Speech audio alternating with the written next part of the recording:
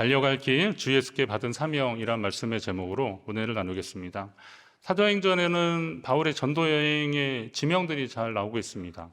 우리에게는 좀 생소한 지명들이지만, 다른 나라 지명들이지만 이 복음 전파를 위한 바울과 동역자들의 수고를 짐작할 수 있는 그런 여정들이 있습니다. 사진 한번 잠깐 보시면 사도행전 설교 때 몇 번 제가 보여드리는데 시계 이렇게 반대 방향으로 이렇게 갔다가 사정이 있어서 다시 시계 방향으로 이렇게 돌아가는 것이 이제 요 지역입니다.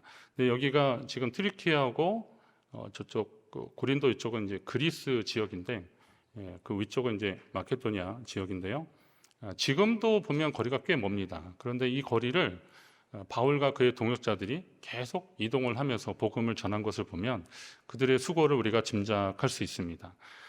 그들이 피곤하고 힘들었겠지만 그러나 사역의 열매로 맺어지는 성도들을 보고 또 그들에게 들려오는 그들의 소식을 전해져 오는 그들의 소식을 듣고 감사하며 보람차게 그 일들을 계속했을 것으로 짐작이 갑니다. 헬라 지역인 고린도 아가야 지방에서 석 달 동안 머물며 복음을 전파하고 말씀을 가르치다가 다시 이제 수리아 지역으로 가려고 그러는데 여기에 무슨 사정이 좀 생겼습니다. 그래서 다시 시계 방향으로 돌아서 아시아 쪽으로 건너오는데 드로아에서 밀레도라는 곳에 도착합니다.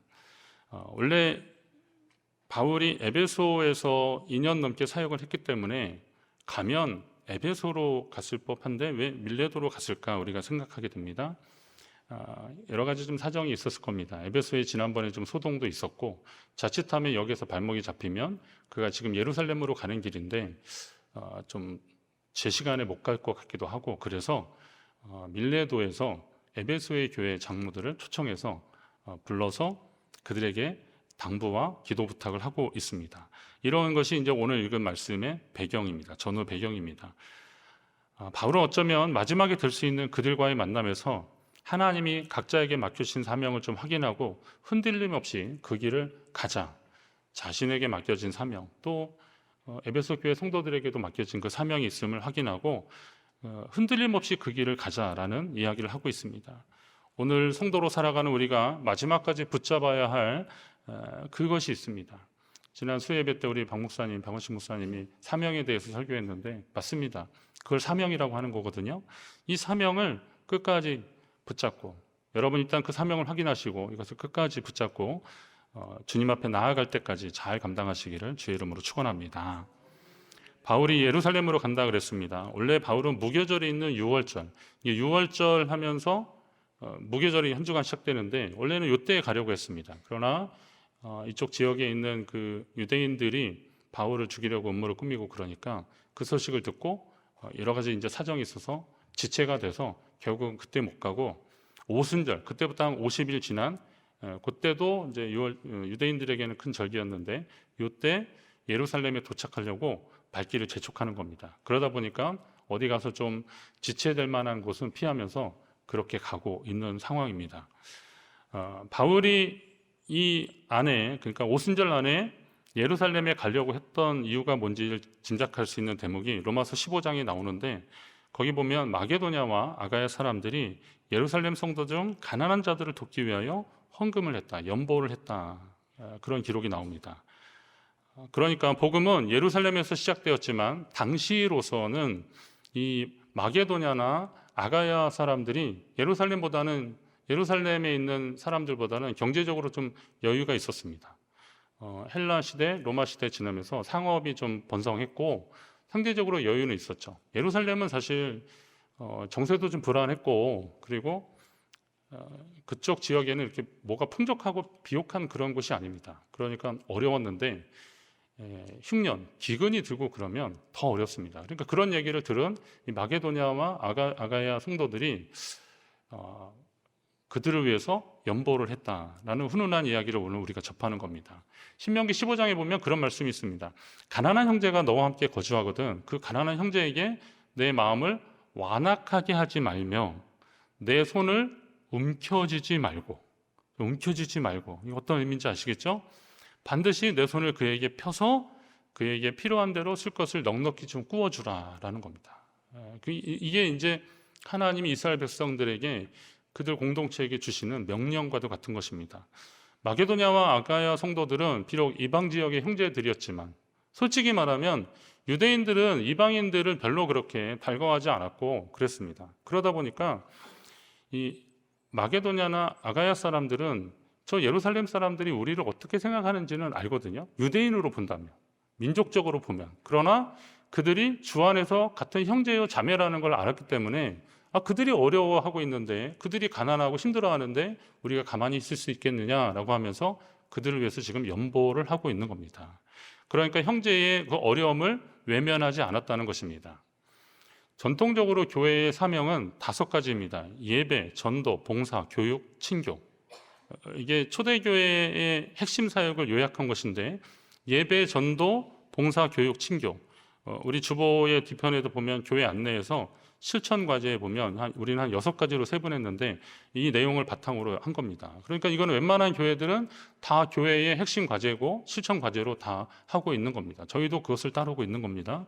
자, 그런데 여기에 그 핵심 가치 5대 사명 중에서 잘 보시면 여기에는 다 대상이 있다는 거예요. 대상. 예배의 대상은 누구겠어요? 우리 하나님. 예. 자, 예배의 대상은 하나님이시고 전도, 봉사, 교육, 친교. 이 좀 각각의 대상은 좀 다를 수 있어도 이 전도, 봉사, 교육, 친교의 대상이 있다는 겁니다. 그러니까 내가 있고 너가 있는 거죠. 내가 있고 당신이 있는 겁니다. 이 안에서, 이 관계 속에서 이루어지는 것입니다.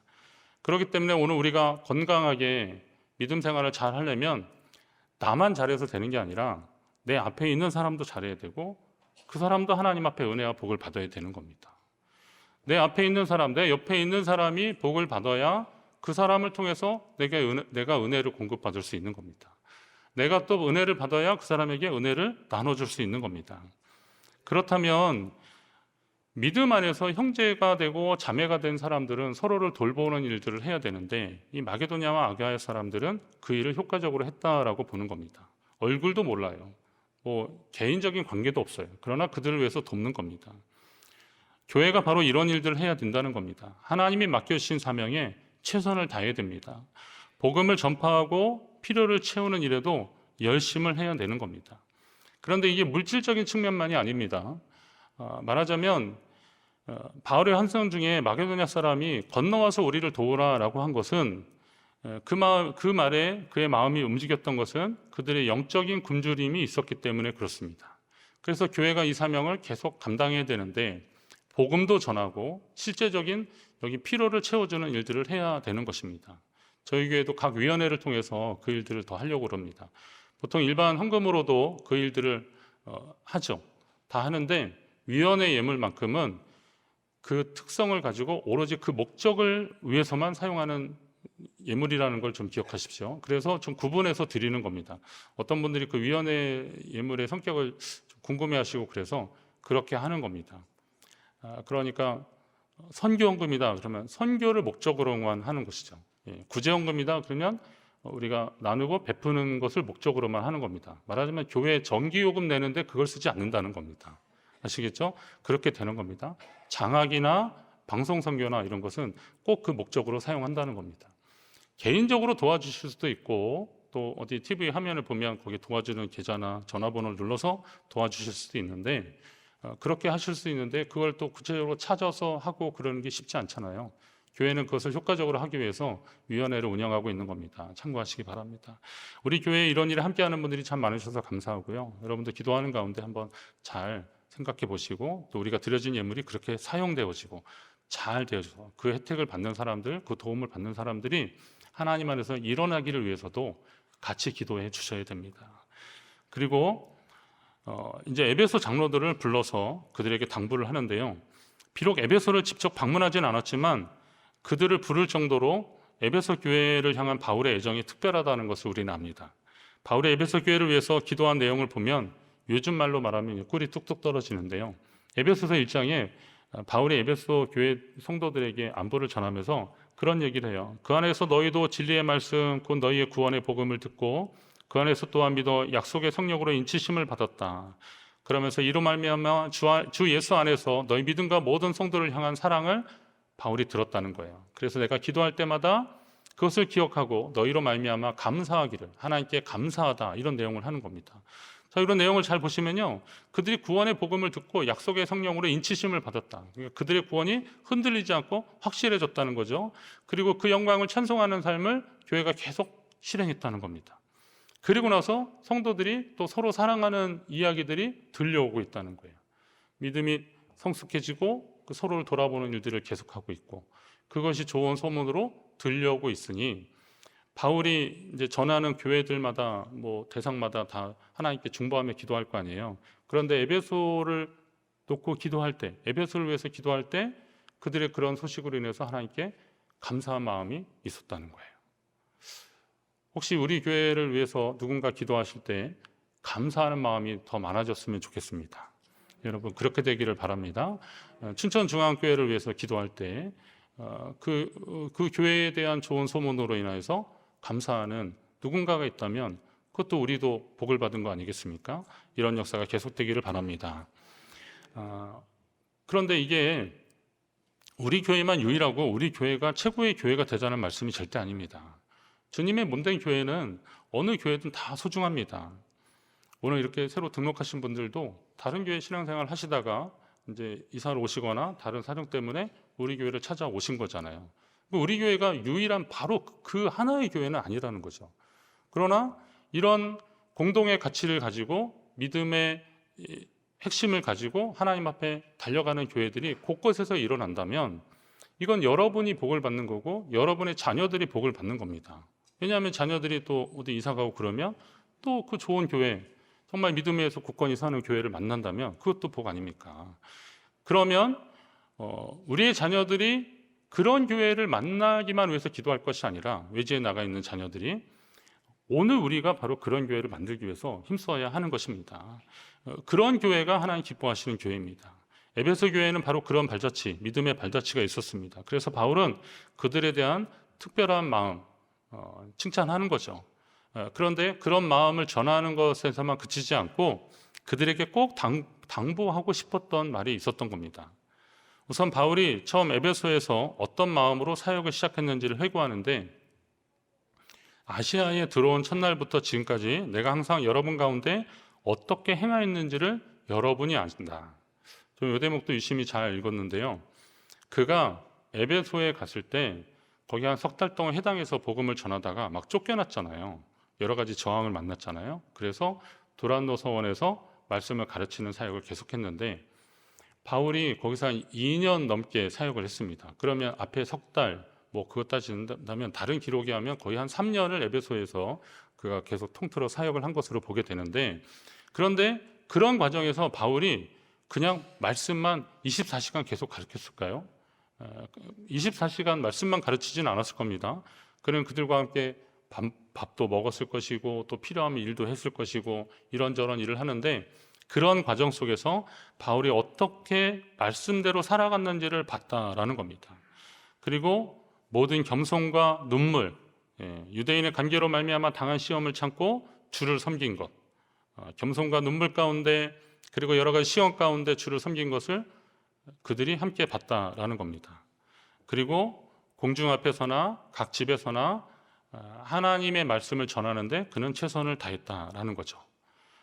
그래서 이러한 일들이 바울이 에베소에서 했었던 일들인데, 이런 이야기를 옛날 이야기 회고하면서 옛날 장면들을 회고하면서 쭉 말씀을 나누는 건 뭐냐면, 우리가 하나님 안에서 함께했던 세월들이 그냥 인간적으로 그냥 만나고 헤어지는 그런 순간들이 아니라 주의 일 가운데 그리고 하나님 안에서 함께했던 소중한 시간들이, 그것이 바탕이 되어서 하나님이 우리에게 원하시는 것이 있다라는 겁니다. 우선은 말씀을 함께 나누는 공동체가 복된 공동체인 줄 믿으시기 바랍니다. 복음과 말씀으로 사는 사람의 특징들이 있습니다. 하나님의 말씀을 함께 듣고 그 말씀에 도전을 받는 사람들은 그 말씀을 실천하기 위해서 힘쓸 거 아닙니까? 우리가 하나님의 말씀을 들은 것으로 그쳐서는 안 되잖아요. 말씀을 삶에 적용시키고 또 결단하고 실천하는 그런 과정들이 있는데, 이걸 혼자 하려면 조금 힘듭니다. 그러나 옆에 누군가 믿음의 동지가 있고 함께하면 그 일은 조금 더 수월할 수 있거든요. 더 잘하기 위해서 이런 믿음의 교제가 있어야 하는 것입니다. 바울이 이런 얘기를 또 다시 하는 것은 교회 안에 끊임없이 이 믿음의 역사가 일어나기를 또 바라는 마음이 있었는데, 그건 뭐냐면 요한복음 5장 26절의 표현에 아버지께서 자기 속에 생명이 있음 같이 아들에게도 생명을 주어서 그 속에 있게 하셨다, 이런 대목이 나옵니다. 이게 뭐냐면 하나님 아버지가, 하나님은 생명 그 자체시잖아요. 그러니까 그거를 예수 그리스도 안에 넣어주신 거예요. 그래서 예수 그리스도는 그 생명을 또 우리에게 넣어주셨다는 거죠. 그러면 우리는 그 생명으로 사는 사람들이니까, 이게 거듭났는데, 말은 거듭났다고 표현하지만 이게 결국은 새 생명을 얻었다는 건데, 그럼 이 새 생명을 가지고 살아가면서 또 누군가에게 생명을 낳는 역사를 만들어 가야 된다는 거죠. 교회는 이 생명의 역사가 계속 일어나는 곳이 되어야 한다는 겁니다. 여러분, 지금 인구 절벽이라고 그러잖아요. 러시아에서는 그 결혼해서 애기 안 나면 세금을 더 내게 하겠다고 뭐 이런 법을 지금 다시 추진하겠다는 거예요. 근데 우리나라에 그거 하면 난리 날 겁니다. 왜냐하면 왜 그렇게 하냐 그랬더니 출산율이 한 1.5 정도래요. 그거 가지고 그러는데 우리나라는 몇인지 아십니까? 출산율이 0.7 몇이에요. 김태래 집사님은 자랑스럽게 얘기하는데 애 셋이는 사람은 막 그렇게 얘기하시는 것 같아요. 근데 이게 이제 인구 절벽인데 이게 교회에도 영향이 있습니다. 이전과 지금하고 또 달라요. 그리고 지금 세대에서 또 가뜩이나 지금 세대는 어떻게 되겠습니까? 종교성하고 점점 멀어지는 세대더라고요. 이게 지금 우리가 더 심각하게 기도해야 되는 겁니다. 우리가 하나님 앞에 이 부분을 정말 기도하셔야 됩니다. 저 같은 사역자들은 이 부분을 계속 예의주시하고 있긴 한데요. 근데 이게 교회의 현실입니다. 그러면 하나님의 이 역사는 끝나버릴 것이냐? 그건 아니잖아요. 주님 오실 때까지 계속해야 되는데, 그러려면 어떻게 해야 돼요? 우리가 뭐 단순히 아이를 많이 낳자 이런 얘기 아니잖아요. 생명이 생명을 낳는 역사를 계속 만들어 가야 되는 거예요. 우리 안에 있는 예수 그리스도, 우리 안에 충만한 예수 그리스도의 그 생명으로 그 복음을 전함으로 인해서 또 다른 누군가가 예수를 믿게 되고 하나님의 자녀 된다면 생명이 생명을 낳는 역사가 계속되는 것입니다. 여러분, 하나님께로부터 받은 그 생명을 나눠주신 예수님을 따라가는 저와 여러분이라면 여러분에게 있는 그 생명도 나누어져서 생명이 또 다른 생명으로 맺어지게 되기를 간절히 바랍니다. 우리 교회 이 생명의 역사가 계속 일어나기를 주의 이름으로 축원합니다. 마지막으로 사도 바울이 어떤 각오로 사역에 임했는지를 알 수 있는 그런 대목이 나오는데요.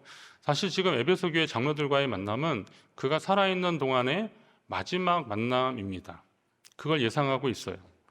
22절 이후로 보면, 보라, 이제 나는 성령에 매여 예루살렘으로 가는데 거기서 무슨 일을 당할지 알지 못하노라. 오직 성령이 각 성에서 내게 증언하여 결박과 환란이 나를 기다린다 하신다는 거예요. 나중에 이제 가는 길에 가이사랴 들렀는데 거기에서도 예언하는 사람들이 바울에게 이런 비슷한 예언을 또 해주는 거 보면 하나님은 그의 여정 가운데 그것이 있다는 것을 여러 경로로 계속 알려주고 계시는 겁니다. 결박과 환란이 나를 기다린다.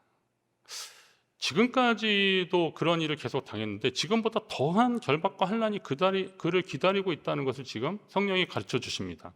보통 이 정도 경고 말씀을 들으면 조심하라는 정도를 넘어서 아예 좀 상황을 피하고 싶은 것이 사실입니다.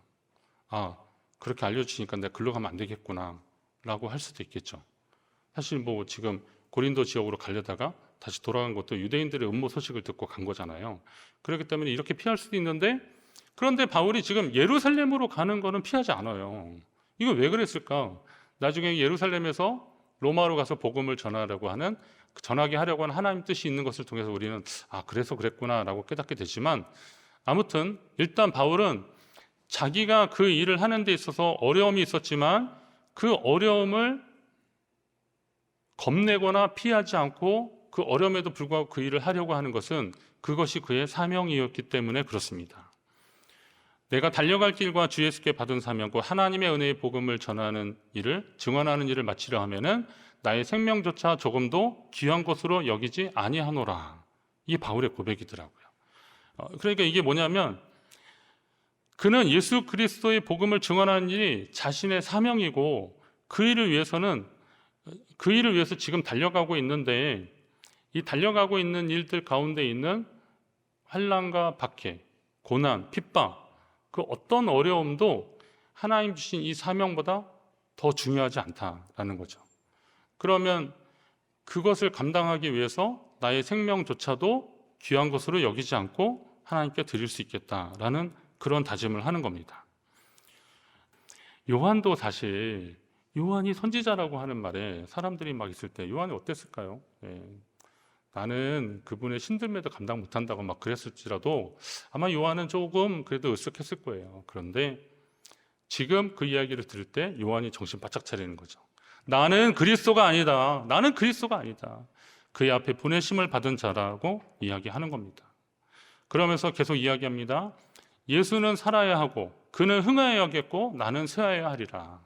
이야기를 하는 겁니다. 그리고 이 일을 너희가 증언해달라라고 얘기하죠. 이 일을 증언해달라는 말도 사실 비장한 겁니다. 왜냐하면 요한은 자기 순교를 각오한 거거든요. 그렇기 때문에 내가 지금 이렇게 말한 것도 너희가 알라는 거죠. 예수님 앞에 주의 길을 평탄케 하고 광야에 외치는 자의 소리 한 사람이 있었어요. 그가 어쩌면 예수님과 구약 시대에 있는 마지막 선지자다라고 사람들은 요한을 귀히 여길지 몰라도 요한은 나는 그리스도가 아니다라고 말하고, 나는 그리스도가 아니고 그분의 앞서 그냥 보냄을 받은 자 정도다. 그리고 그분은 흥하여야겠고 나는 쇠하리라. 이렇게 증언한 분이 바로 요한입니다. 인품이나 사역에는 중요하지만, 그러나 굉장히 귀하지만 요한이 정말 원했던 것은 뭐냐면 그분이 전했던 분이 바로 예수 그리스도라는 그것만 기억되면 좋다라고 하는 겁니다. 이것은 요한은 자기의 전 생애를 거쳐서 생명을 두고 하나님께 그 목적을 이루기 위해서 살았음을 우리가 알 수 있습니다. 자, 짐작하셨겠지만 사명으로 사는 자는 목회자만이 아닌 겁니다. 종교개혁자들의 주장한 직업 소명설에 의하면 성도는 각자의 자리에서 주님의 영광을 위해서 끝까지 최선을 다해야 되는 겁니다. 그러기 위해서 하나님이 우리에게 주신 그 구원의 은혜를 소중히 여기시고, 그리고 여러분의 삶의 자리를 거룩한 곳으로 만드시고, 이곳에서 일하시면서 얻어지는 것들로, 하나님이 주신 것들로 주를 위해서 살아가도록 최선을 다하시면 여러분이 사명자이신 겁니다. 여러분이 그 사명으로 사시기를, 끝까지 그 길을 가시기를 주의 이름으로 축원합니다. 성도는 예수 그리스도 은혜로 구원받은 존재입니다. 그러나 예수의 권능으로 이 땅에서 하나님의 자녀로서의 권세를 마음껏 누리는 것을 목표로 삼아서는 안 됩니다. 그것이 우리의 유일한 목적이 되어서는 안 되는 것입니다. 우리의 왕의 자녀면 그것도 역시 왕의 권세를 가진 건데, 하나님이 왕이시고 그분의 자녀면 우리도 왕의 자녀로서의 권세를 가졌잖아요. 그러나 이 왕의 자녀의 권세를 이 땅에서 그냥 떵떵거리면서 누리는 것, 하나님 주신 것으로 그냥 만족해하고 기뻐하는 것으로 끝나는 삶이 아니라, 하나님이 우리에게 주신 것을 가지고 또 다른 생명을 낳는 일에 사용하시라는 거예요. 그게 사명자의 태도인 겁니다. 네, 주님이 먼저입니다. 선언하십시오. 그리고 주님께 말씀하십시오. 그러면 저는 주님을 따라가겠습니다. 제가 주를 따라가겠습니다. 이것이 여러분이 달려갈 길입니다. 주님이 가신 길입니다. 사실 그렇게 우리가 환난과 핍박, 고난, 어려움, 시험, 여러 가지 생각을 할 수 있지만, 알고 보니까 그 길은 먼저 주님이 가신 길이었더라고요. 그리고 우리가 고백하는 거죠. 주님이 먼저입니다. 그러면 우리는 그 뒤를 따라가는 겁니다. 주님이 그 뒤를 따라오는 사람들 그냥 놔두시겠습니까? 보혜사 성령으로 함께 하시고 도우시고 인도하실 것입니다. 여러분이 주님이 먼저입니다. 먼저 선언할 때, 그 사명자의 길 가려고 할 때 하나님이 함께 하시고 저와 여러분, 우리 교회가 끝까지 이 사명 감당하시기를 주의 이름으로 축원합니다.